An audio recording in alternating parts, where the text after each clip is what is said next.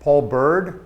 Right now I'm retired. My wife got ill and I've taken a break from broadcasting and broadcast for 10 years, played in the big leagues for 14, professionally for 19.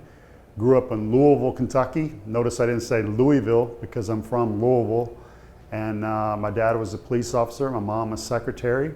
And my favorite thing to do is to play baseball growing up, despite horses, whiskey, and basketball in our great state of the bluegrass. And here I am in Georgia. So I'm a Christian. I came to Christ at Louisiana State, met my wife, found my faith, won a national championship, and started the trek playing baseball. And through my journey, I came in touch with Connor Beecham after playing. I started coaching, and my kids went to the same school, so we have stayed in touch. I'll say reconnected, and that's how I heard about Purpose on Tap. I think it's an incredible idea, and when he said, hey, would you like to speak, I jumped on it. I was the guy that read the gospel, over and over again and said the prayer to receive Christ over and over again. But I kept struggling with sins. I had just sin in my life like everyone, and I thought everything was going to go away after I committed my life to Christ. That didn't happen, so I thought I didn't mean it. And I kept repeating the prayer, but over the years, God has just been good. I think he was like, Uncle, I think I've heard that prayer enough, you're good, and just ministered to my heart that I was okay.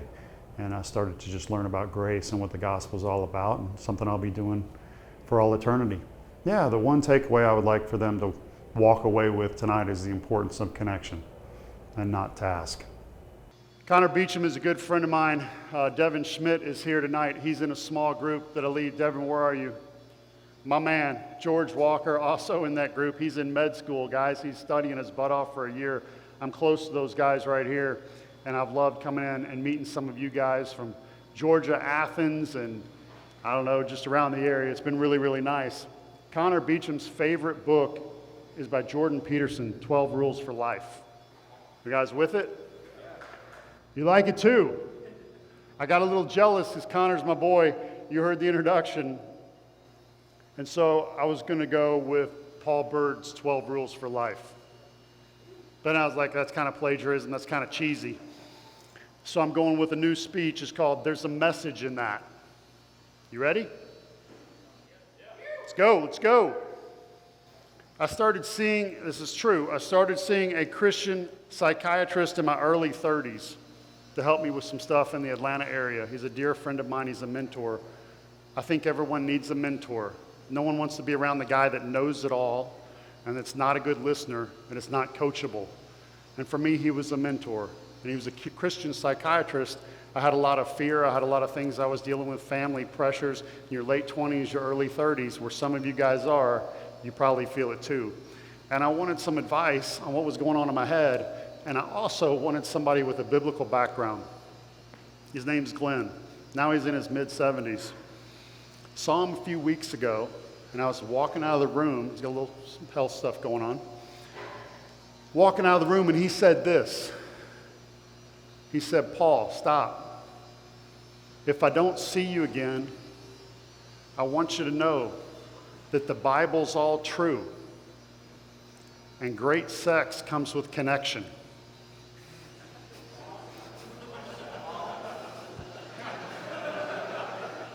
And I walked out, and it's rocked my world since. There's a message in that. Number 2, when you get on the mound, you gotta want to be there. You gotta want the ball. You gotta want the ball after you give up 7 runs and you got booed off the field in Philadelphia where they're really good at it. You gotta want the ball again. You gotta want to be there. Doesn't matter if you're hurt. Guys are counting on you. People are counting on you. And you get out there and you grind and you do your best and you pitch without fear. And we're all afraid. The fear monkey jumps on our back. It's all there. You fake it till you make it, and you got to want to be on the mound. Find your mound in life. Ask for the ball and get after it. Number 3, try everything at least once. Don't say this to your wife, fellas. That's how I became a broadcaster. I got out of baseball and they said, Paul, you want to do this? And I said, no. And then I had another chance. They said, hey, would you come? This is in Cleveland. They're like, come up and broadcast. I was like, yeah, no, I can't. Braves called. Can you do radio? I met with them downtown. I said, no. And then they called me and I said, you know what? They said, play in Boston. You played for the Red Sox, you played for the Braves. Come tell us what it's like to pitch in Fenway Park. I said, I'll give it a try. I'll give it a try once. Fellas, I've been doing it for 10 years and people now know me now more because of a broadcaster than they do a baseball player. Who was talking about my wind-up? I thought you were over there.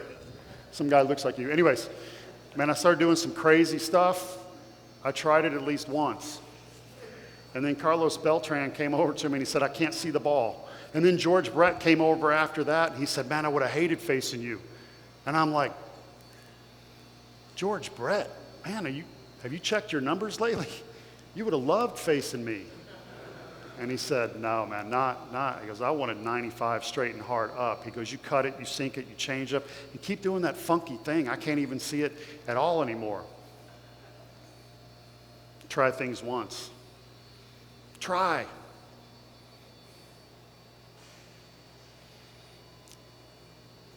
I told you all Devin Schmidt just got married. Hey, man, you're in for a wild, wonderful ride. Not all peaks, there's going to be valleys, but it's the best. I want you to know something. I'm going to quote John Wooden. It's one of my favorites. The best inheritance a man can leave their children is to love their mom.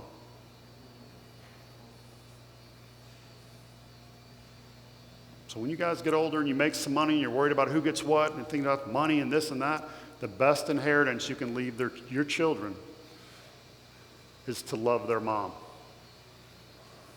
There's a message in that.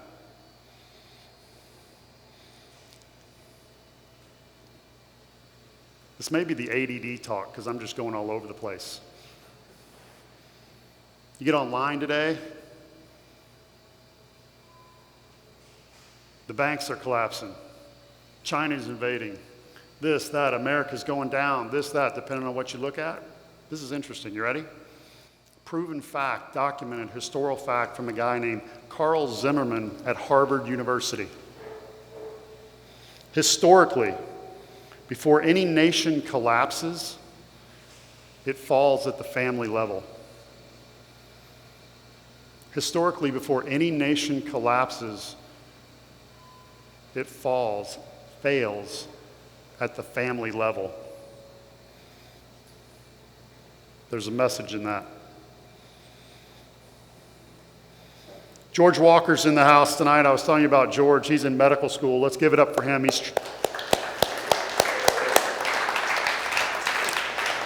We've been there when you took the MCAT, man. He's studying and studying and studying. He's getting after it. And so I said to him, coming down tonight, driving down, I said, what's the most impactful thing I've ever shared with you? He said this. Some of you may disagree with me. It's okay. 100% fine. We are no longer to follow the Old Testament law. We are no longer under the Old Testament law, and the Ten Commandments can do nothing for us other than show us our faults.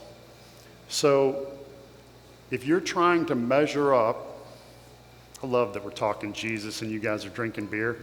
This is the best. If you are trying to measure up by being a good person, then Christ died for nothing. Then Christ died for nothing. I spent a lot of my life trying to be a good person. And the verse in Galatians, if righteousness could be attained by following the law, then Christ died for nothing.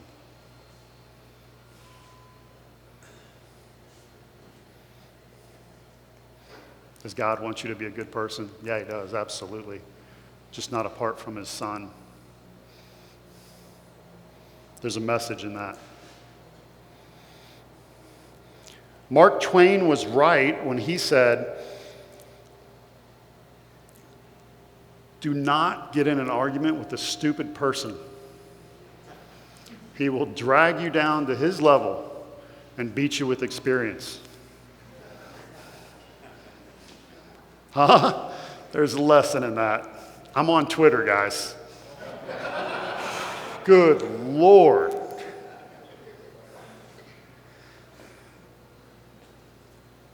Be careful today. This, I think, is important. Number 8. Know the difference between your job and your work. Do you know the difference between your job and your work? My job now is as a broadcaster. That's my job. To communicate the play on the field, to teach, to know when to mix it up and be funny, to know when to break a play down, to know when to talk about replay, to know when to throw out a stat. That's my job. Do you know what my work is? My work is what I bring to the team when I walk into the room. What kind of energy do I bring? Do I complain all the time? By the way, you want to stand out? That's another rule. You want to stand out in this world? Stop complaining. Stop complaining. That was written in the Bible 2,000 plus years ago in Thessalonians. It says, do you want to stand out in a crooked and depraved generation? Do you want to shine like stars? Then do everything without grumbling and complaining.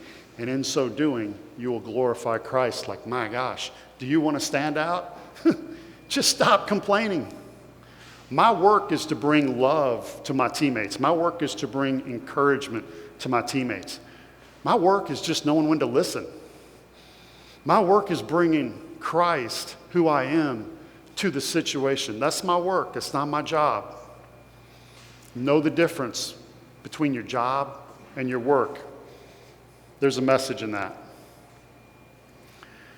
I live on a horse farm. We have an enormous draft horse. He's half Percheron. He's half Thoroughbred, but he got none of the Thoroughbred. His name's Max, and he's a monster. He's 2,000 pounds.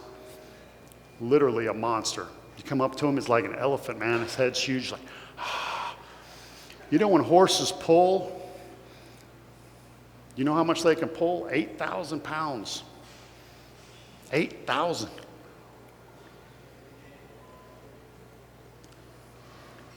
How much you think you can pull when you get them together?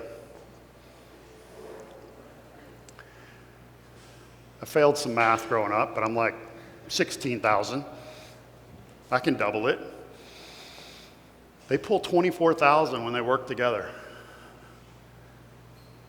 No one knows why. The math doesn't work out. They don't know why.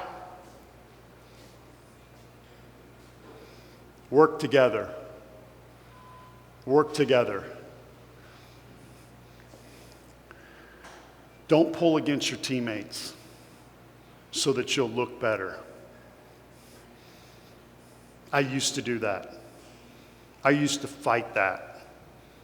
It was such a grind. If they didn't do as good, then I had a little more leeway and I could stay in the big leagues. This is early on. And Christ confronted me on that.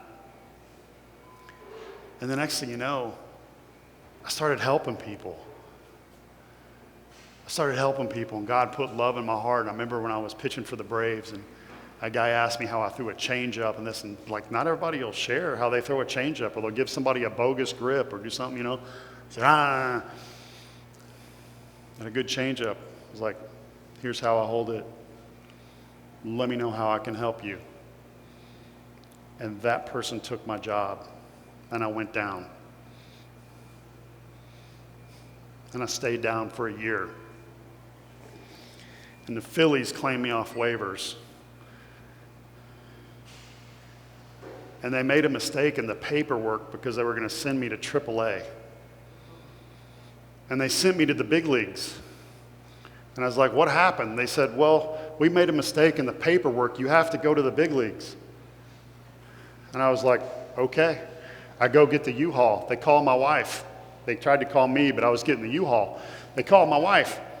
They said, tell your husband he's pitching against Randy Johnson on Monday night. Good luck.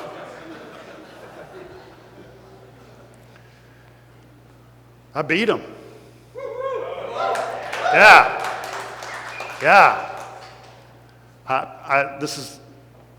Hey, remember you want to be on the mound, you got to have confidence, you got to fake it till you make it.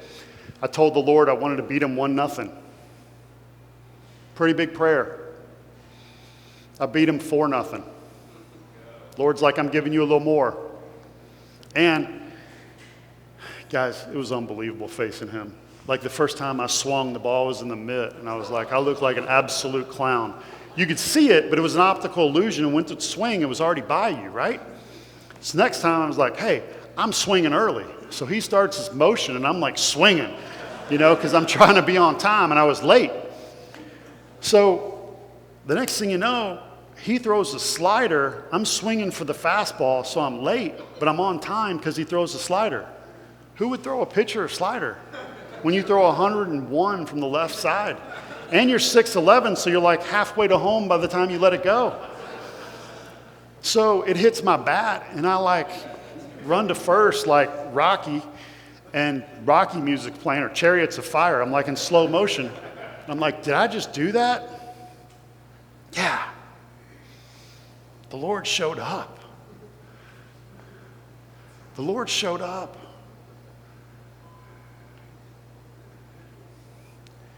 Did he honor me? I don't know. I'll find out later. But the reward was in my heart. I was a better team player. I was a better horse. Could do more together. There's a message in that.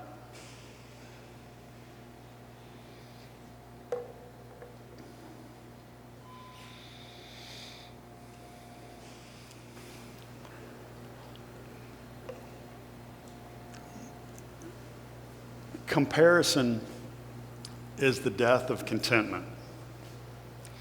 The death. I played in the big leagues and I wasn't very good and I didn't throw very hard, and I was told I wouldn't play major D1 baseball back in Kentucky. And it just worked out. And my son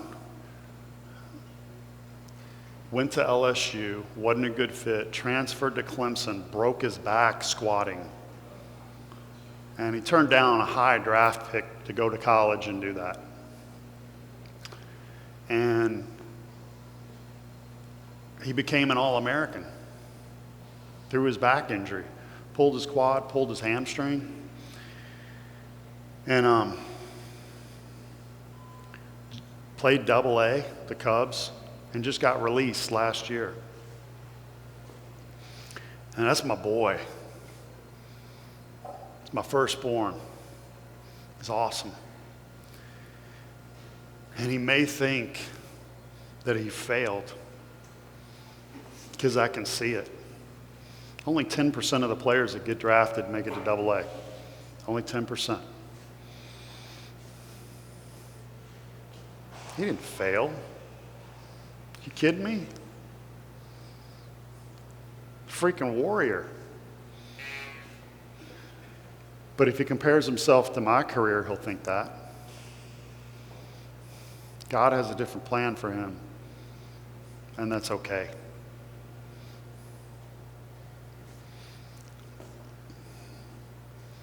As y'all can see, I'm getting emotional because I love him.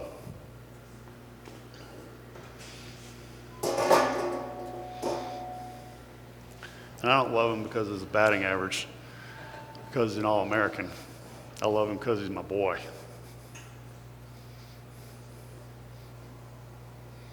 Last one. It's going to take a minute. Y'all up for the last one? Yeah. All right. Y'all liking this?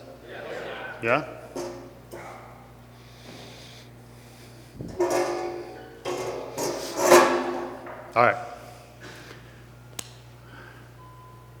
I'm from Louisville, Kentucky. I didn't say Louisville. Grew up down the street from you. If you're from Louisville, you say Lowell. So I'm from Lowell. And it's horses, whiskey, and basketball in our state. And I grew up breaking lamps with the baseball. My dad was a police officer in the civil rights era. Then he was the chief detective of homicide at Louisville at that time, averaged 3 a day. And so he stepped over dead bodies all day. This is way before anybody knows what PTSD means or any of that. He has since passed. Was able to lead my dad to Christ 5 minutes before he passed. It was freaking awesome. So the thief on the cross, yeah. And my dad tried to get his identity out of trying to be a good police officer. The point I'm making is I grew up in a home where it was very task-oriented. It was very do, and acceptance was based on performance and how successful you were.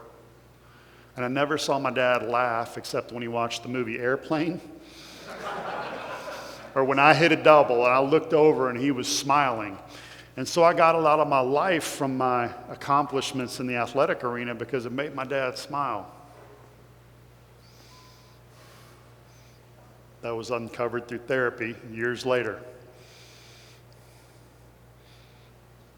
But my marinade was discipline and task and do and accomplish and achieve. And guys, we fix things. We do. I grew up in a task-oriented system. I want you to ask as I talk about this very last point and park a bit there, if you are task-oriented or if you are relationship-oriented. I told you about my oldest son. When we came out, I went over and I put my hand like this, and he grabbed it, and he stopped crying.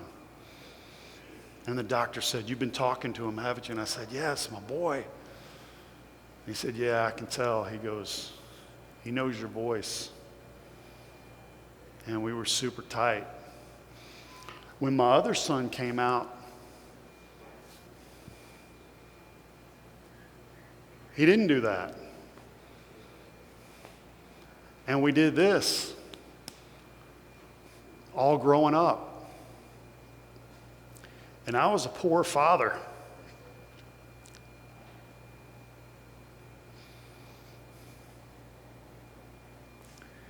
And I was very task-oriented with him.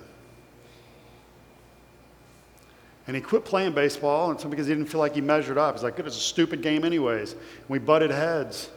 And I would say, "Hey man, you got to clean your room." He's like, "Why are you always on me?" He loved playing video games. Loved it. And I was like, "Man, there's no future in video games. Give it up." Now somebody makes like $20 million a year playing video games just on YouTube. Everybody subscribes and watches them. You're like, "Man, see, Dad, there was a future in video games." I'm like, "He's one guy." He's like, "No, there's a bunch of them."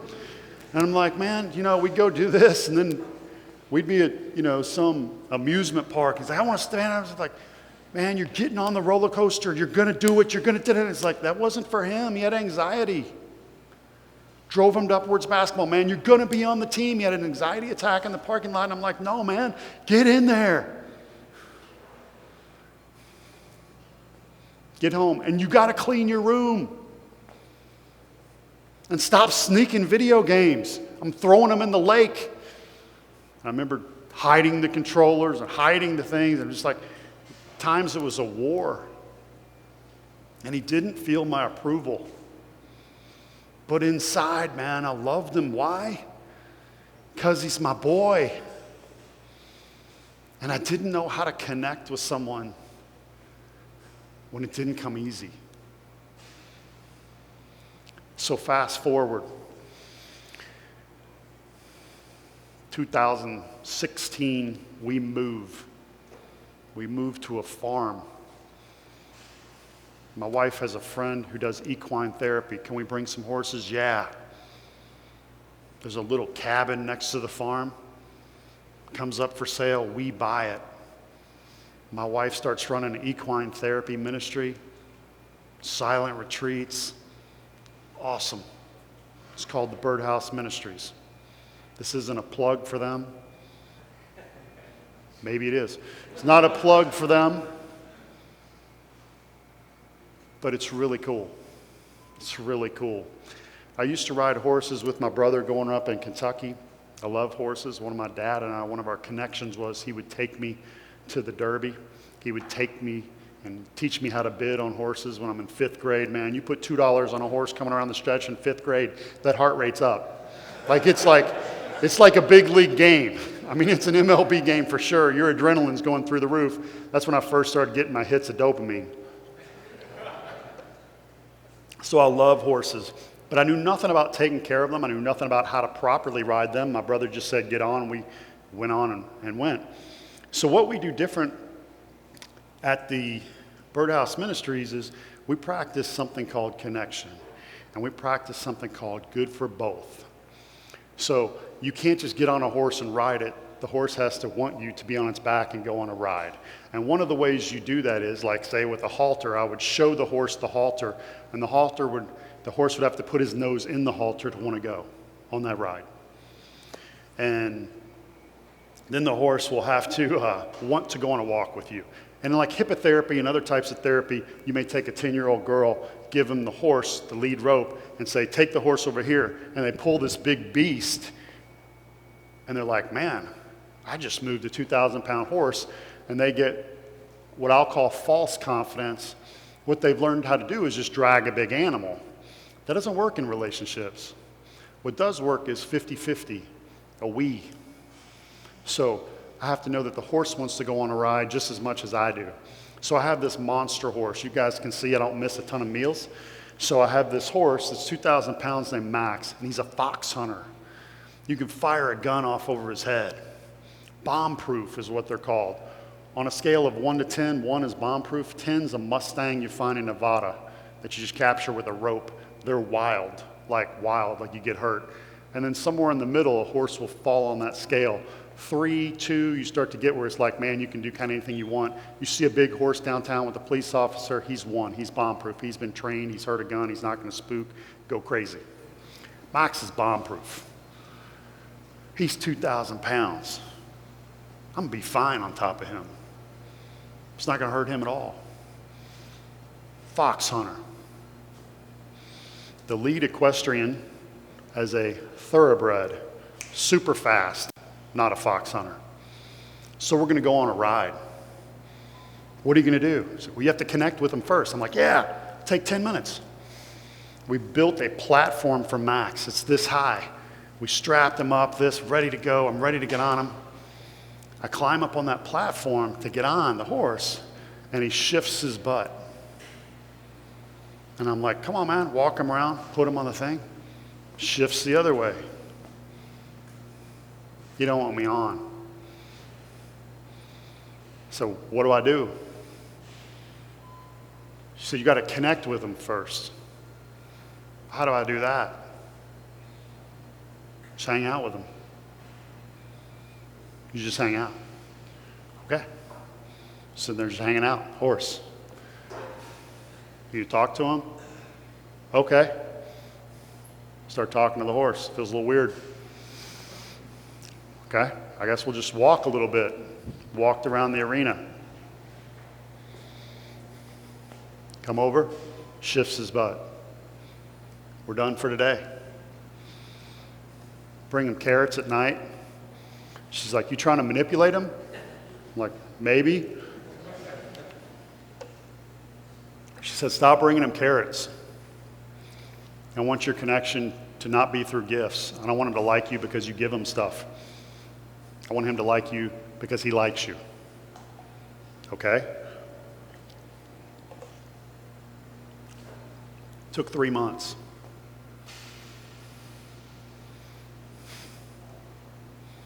Three months.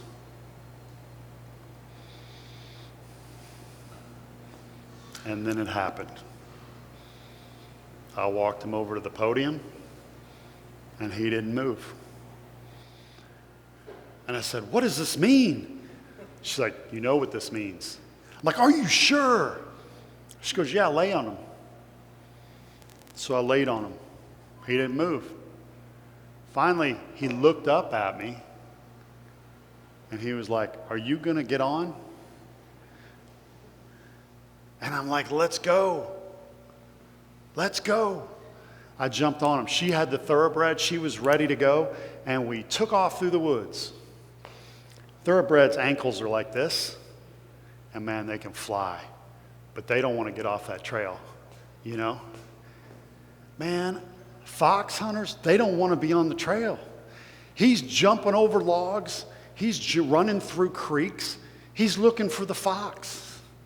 And I'm on the back of this elephant just holding on. Just holding on.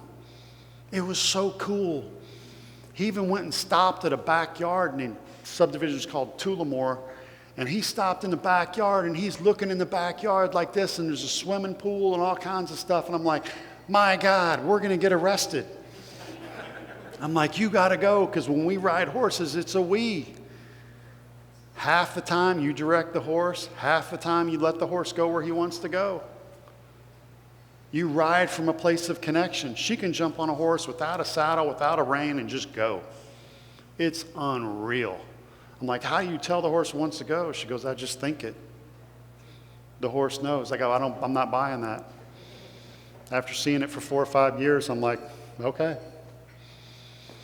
The horse speaks energy. It speaks a language. When you get within 5 feet of a horse, your heart rate lowers. It's crazy. It's like a therapy dog times 10. It's crazy. So we're coming down the backstretch. Now, I've gone through the woods. I've almost gotten thrown off because he ran under a tree limb because he's not, knowing what's going on. And we start going down this hill in the back, and he's laboring, and I can feel it. It's weird. I could feel it. And I'm like, I got to get off my horse. And she says, no. She says, he's fine. I got to get off my horse. I get off my horse. You know what he does? Gives out a big exhale of relief, and then he takes his long nose and he runs it up my chest. And she goes, oh, he was tired. She said, congratulations. You have connection with your horse. Man, it was something like Avatar. I mean, we didn't connect tails, you know what I'm saying? But it was close to that. And I was like, man, that's what, that's what connection feels like? Oh.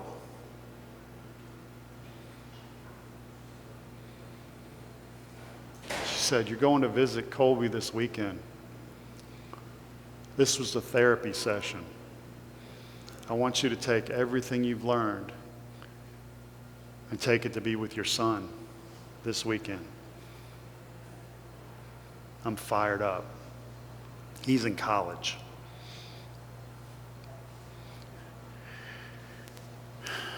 Sophomore year. I drive up. Hey, man, what's going on? Oh, hey, Dad, great to see you, this and that. Man, you look at the sink, 5 dudes, 1 house, rented. Like, this is the sink, and the dishes go up like this. I don't say a word. Place is disgusting. Don't say a word. Sounds like you guys can identify. I go to the basement where his room is, man. Place is a mess. Mess. Video games right here. I was like, I think he's testing me, but I'm not falling for it. I'm like, oh man, this is the coolest room. I love this place. Are you kidding me? 5 guys in 1 house. You were so blessed. This is awesome. Makes me want to come back to school. We go eat. I bring some of his friends. You ready? I give no advice. 0. I give no speech on what he should be doing. I don't ask how his grades are. All I do is ask connective questions to hear about him and where he's at.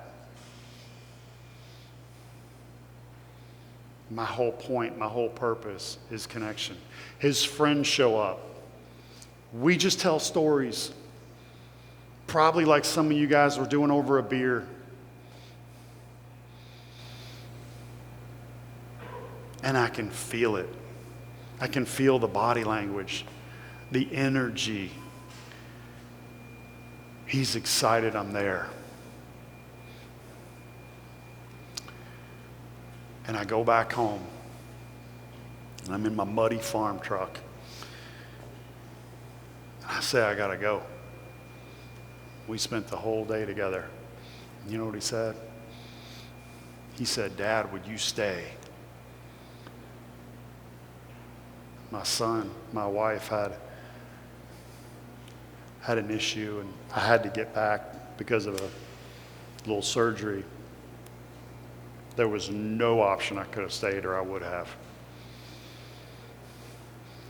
He said, if you stay, I'll sleep on the couch or I'll sleep on the floor. You can have my bed.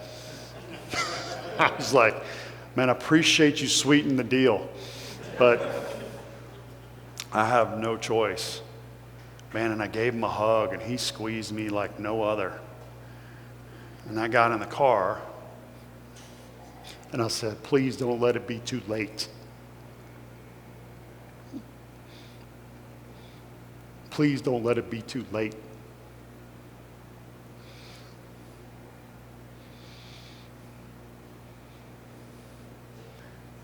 The end of the story is we're super close now.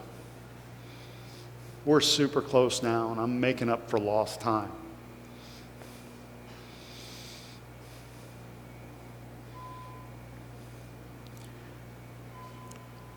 He dropped by our house tonight. We work out every other day together. We'll go out for lunch. Did you know he asked me for advice? But it's not that big a deal to me now. My worth is not caught up in being a dad that's tasked, that's giving him assignments and telling him what to do. My task as a dad now is connection and making sure he knows how much I love him and he's okay.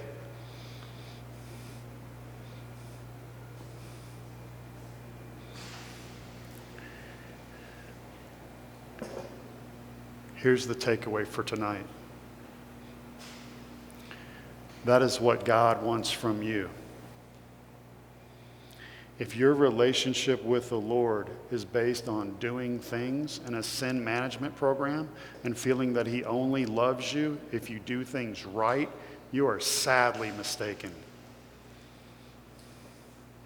Like George said, if righteousness could be attained by being a good person and doing all the right things and then running to God, then Christ died for nothing.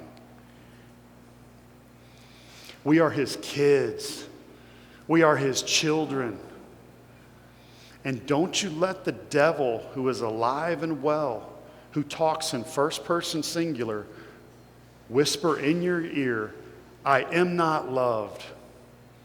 I am not valuable. I am not worthy because I struggled with pornography or sexual sin. I am not loved and I am not valuable because I didn't do this and I failed here. Because I struggle with alcohol. Because I fill in the blank with the most popular sins of today. No. He gave His little boy on a cross, violently murdered, so that He could have a relationship with you in all your mess.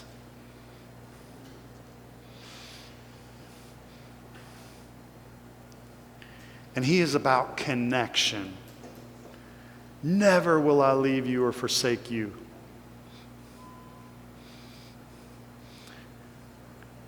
You think you're unworthy? Look at some of the clowns in the Bible.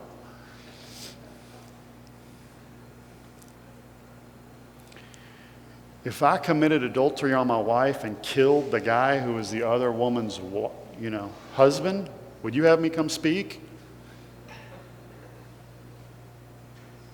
Probably not, but you'll read the Psalms.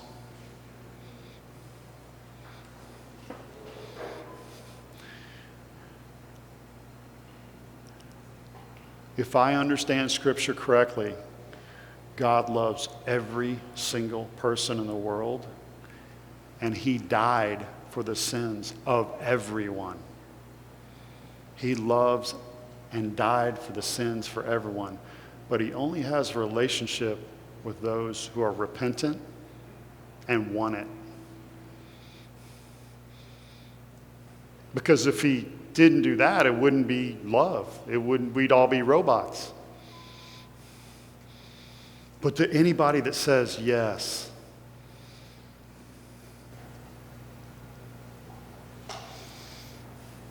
He says, come on, just the way you are, and let's fellowship,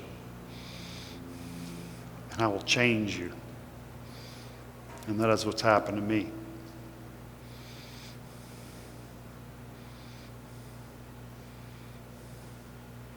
Thank you guys for having me tonight. I really appreciate you acknowledging the power that therapy had on your life in your 30s. How do you feel therapy could have impacted your professional baseball performance if you had started therapy during your baseball career versus after? Yeah, great question. So I look at therapy, a lot of guys or men are afraid of therapy, like something wrong with you. I just look at a therapist like a coach. If I want to throw a baseball and there's no coach, I'd be like, little help, someone,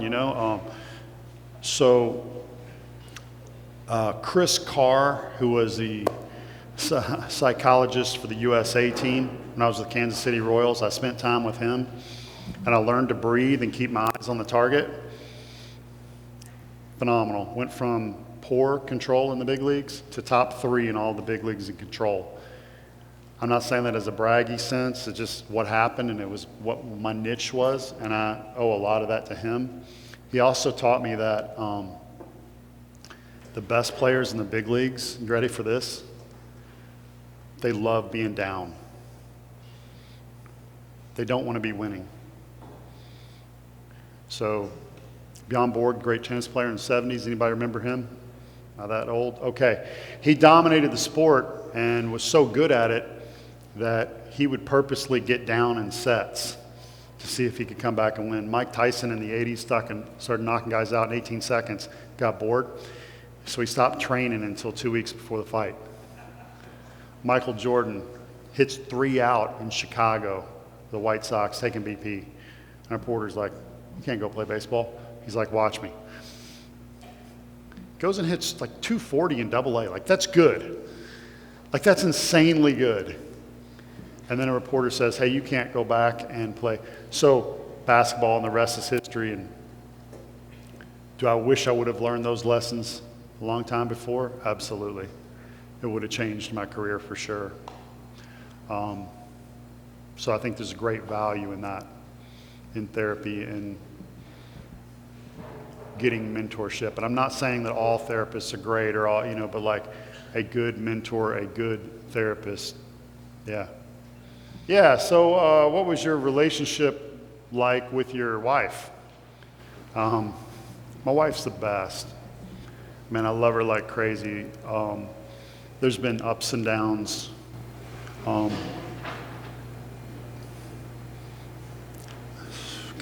I don't have time to tell the full story. I learned about the gospel because my wife wanted us to go through premarital counseling. And at that time, I was a Christian, but I didn't understand identity. I didn't understand the purpose of the law.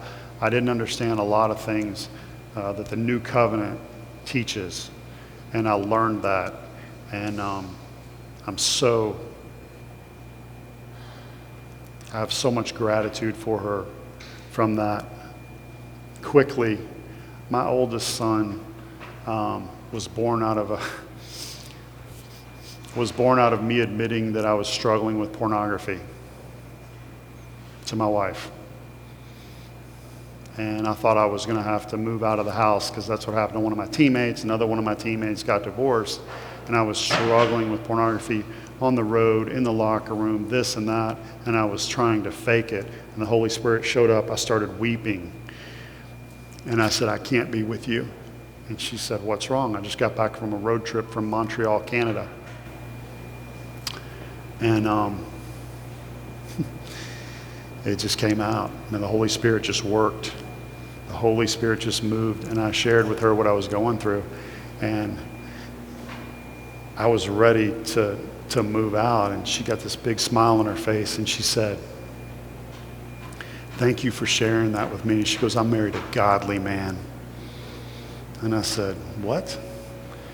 She said, no. She said, I married a godly man. Did you not just hear what I shared with you? She's like, what are you talking about? Like, and I'm emotional. And I said, you got damaged goods.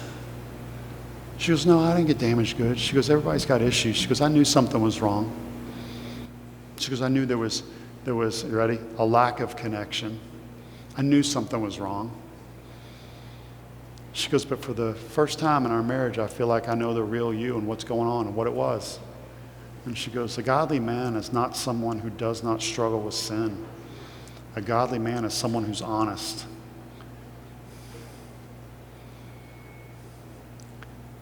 And I want to tell you guys what kind of contraception we're using, but I wasn't getting up and getting that. And we conceived our first son that night. Hey, come on. Hey.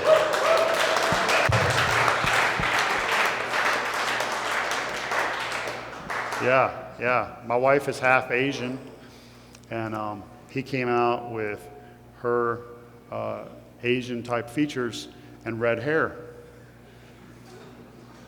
You can laugh again. And I said to her family, I said, have you guys ever seen a red-haired Asian boy before? And they said, no, not naturally. And we named him Grayson, which was a name that my dad had for me, which was a nickname. And then someone said, oh man, your wife showed you Grace. Did you name him Grayson because he's the son of Grace? And I was like, never occurred to me. God knew what was going to happen years previous. When I was a little kid, how cool is God?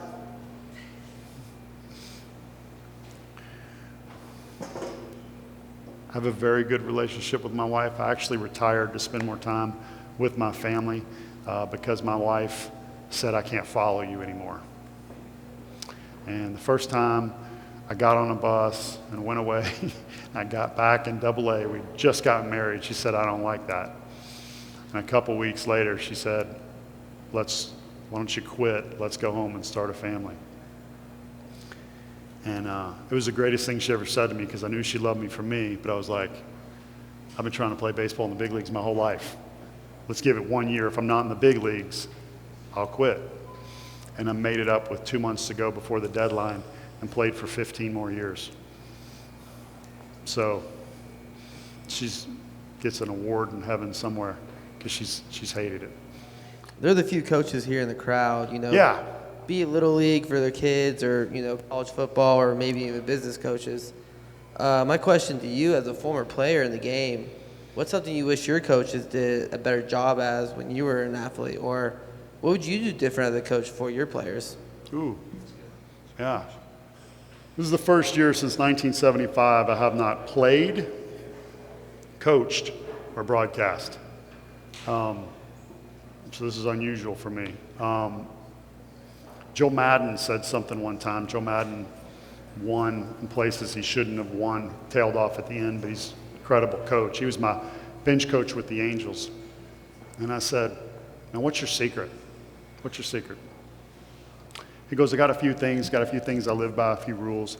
He goes, one of them, he goes, I don't want any coaches on my staff that want credit for someone else's success. You ever seen that coach? He's like, it's really about him, it's not about the players. Oh, I did that. He's throwing a great curveball now. Oh yeah, I taught him that. I showed him. And it's like, it's really about the coach and what, no. credit for someone else's success. The best coaches that I played for, it was about other people. It was not the Mike Scioscia show. One of many things I could say, but that stood me up and that hit me. Care about your players. They know. They know.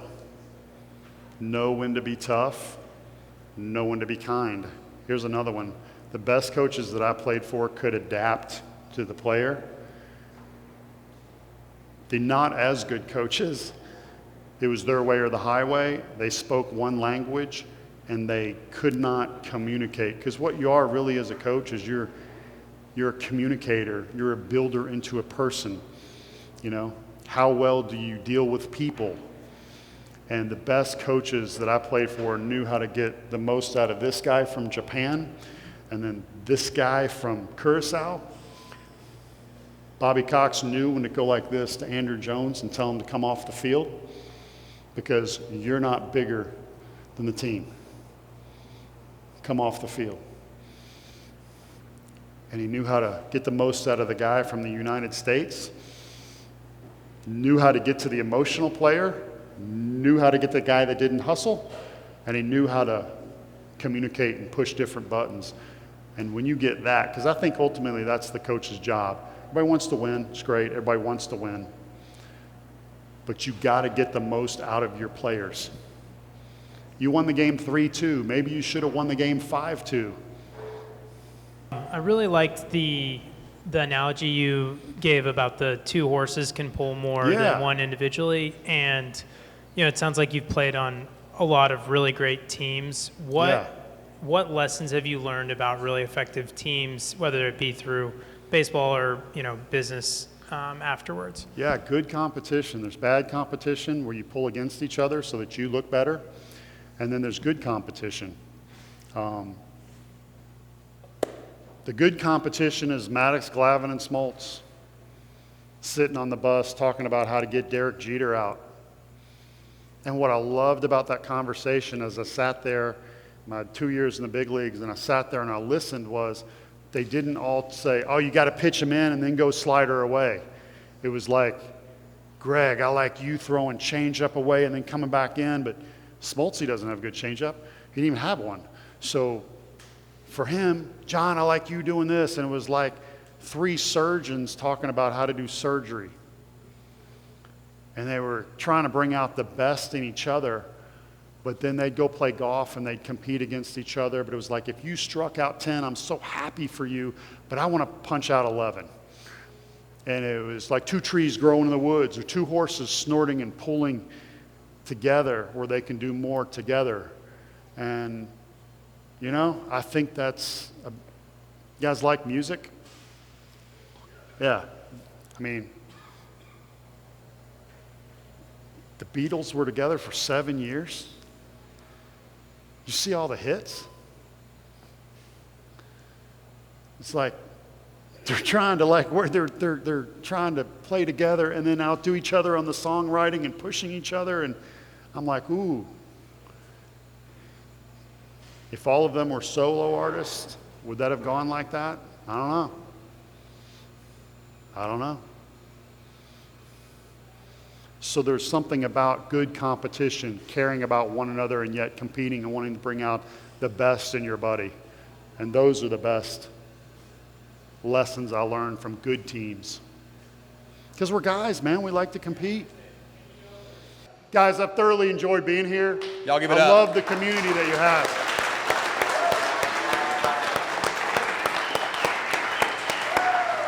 Thank you, brother. Thank you. Thank you. That was awesome.